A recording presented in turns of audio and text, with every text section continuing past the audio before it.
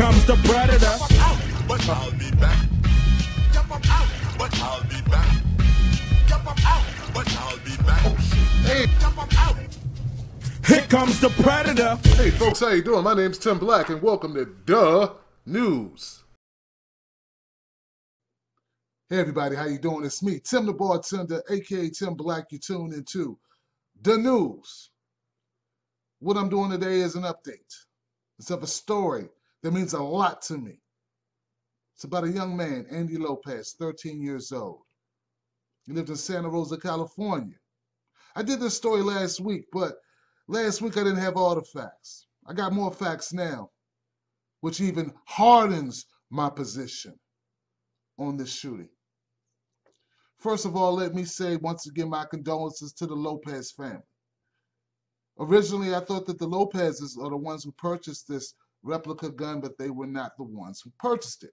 Andy Lopez was returning this replica, this toy, to a friend. He's walking down the street. Police officers see him. They call it in. Well, this is what bothers me. Maybe it'll bother you.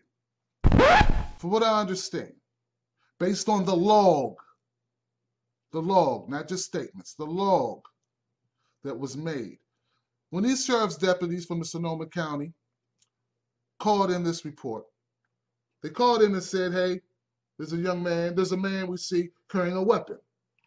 10 seconds later, they call back and say, shots have been fired. 10 seconds. In 10 seconds, they decided that Andy Lopez was a threat and they had to put him down. 10 seconds. That's not a lot of time. Now, I know the cops, the police officers say that they were in fear of their lives. I understand that. For 10 seconds, you were in total fear of your life. Less than that because, it does take some time to get back to your phone, right? But we know 10 seconds lapsed between the time that you said, we see this young man with a weapon, what appears to be a weapon, and shooting him dead.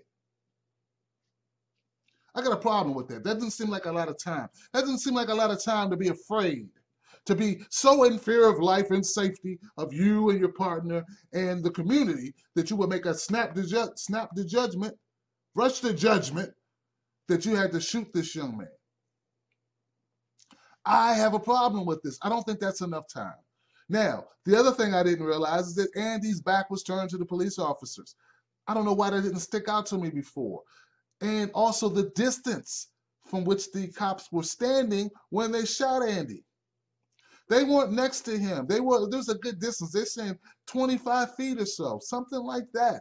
Look, if someone's 25 feet from me and they say drop a weapon, I may turn around and see who the hell they're talking to. I don't see you. I see negligence, though. I see something wrong. I see an air of fear, and an air of overreaction. Now, I know people are going to say, they're going to play devil's advocate, and they're going to say, well, what if he had a real gun and started shooting? Yeah, I know. What if one of the cops had got shot?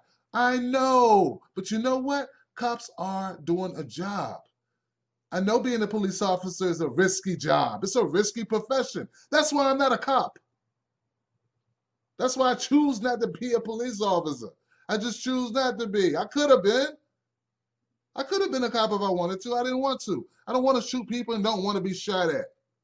Ladies and gentlemen, the fact remains, in this location, kids play with guns. That's what they do. They have fields in this neighborhood. Those kids play with BB guns at those fields. If those police officers were actually a part of the community, they would have known that. Oh, Tim, this isn't Andy Griffith. These cops don't give a shit. They don't know the neighborhood. They don't know where the kids ride the skateboards. They don't know where the kids shoot the hoops. They don't know where the kids play the double dutch. They don't know anything. That's the problem. Like fucking stormtroopers, and they come in and they do shit and they leave. That's not policing. That's taking out the garbage. This case sits bad with me. I'm sorry if it just doesn't sit well with me. I got a problem with it. Not just that it's a tragedy. Tragedies happen all the time. This one was totally avoidable. I'm reading comments people are making. They're blaming a 13-year-old child. for turning around, like he didn't listen to the police officers. He doesn't listen. He's fucking 13, man. Maybe when they said drop your weapon, he's like, who has a weapon out here? Who they talking to? Who has a weapon? That's how quickly they shot him, you know. That's how quickly. You think he didn't want to drop it? It's not even his gun. This doesn't sit well with me. I have a problem with it. I hope you have a problem with it. I hope that we can get some justice. The FBI is looking into this issue. They're investigating. Excuse me for not being totally inspired by that revelation. But hopefully we can get more facts, less slant and more facts. Because as the facts stand, me knowing it was only 10 seconds, me knowing there was distance between the officers and this child, me knowing now that they play with guns in this area, they shoot at the field, me knowing these things puts it in a different perspective.